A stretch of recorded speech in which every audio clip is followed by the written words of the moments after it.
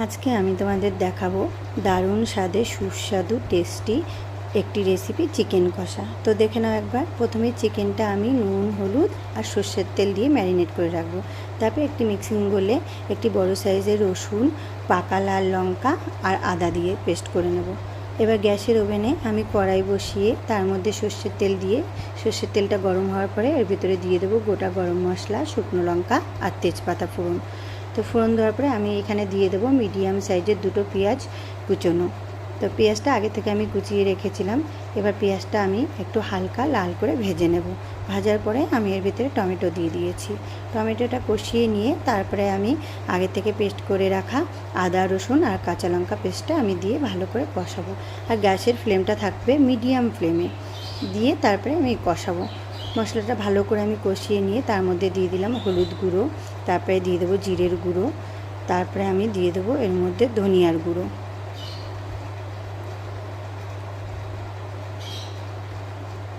তো সব কটা মশলা দেওয়ার পরে নাড়াচাড়া করে এবার তারপরে আমি দিয়ে দেবো এর মধ্যে স্বাদ অনুযায়ী লবণটা যার যার স্বাদ অনুযায়ী দেবে।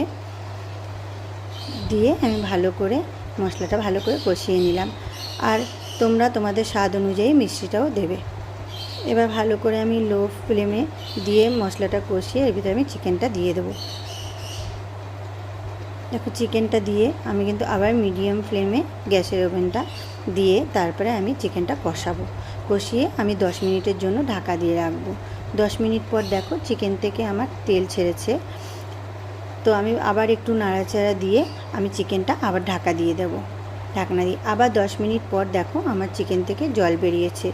যেটুকু জল বেরিয়েছে এই জলেই আমি চিকেনটা ভালো করে কষিয়ে নিয়েছি। যারা চিকেন কষা খেতে পছন্দ করো তারা এভাবেই রান্না করবে। তারপরে আমার চিকেনটা কষানো হয়ে গেলে পরে এর ভিতরে আমি নামানোর আগে দিয়ে দেবো গরম মশলা গুঁড়ো। গরম মশলা গুঁড়োটা দেওয়ার পরে আমি এর ভিতরে আরও একটি জিনিস দিয়ে দেবো, বাটার। এর ভিতরে কিছুটা বাটার দিয়ে দেবো।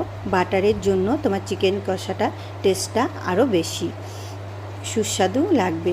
তোমরা এইভাবেই ট্রাই করো। দারুণ টেস্টি সুস্বাদু লোভনীয় একটি চিকেন কষা। তো তোমরাও ট্রাই করে নিও এবং বাড়িতে বানিয়ে নিও। এটা ভালো লাগবে তোমার রুটি, পরোটা বা ভাতের সাথে।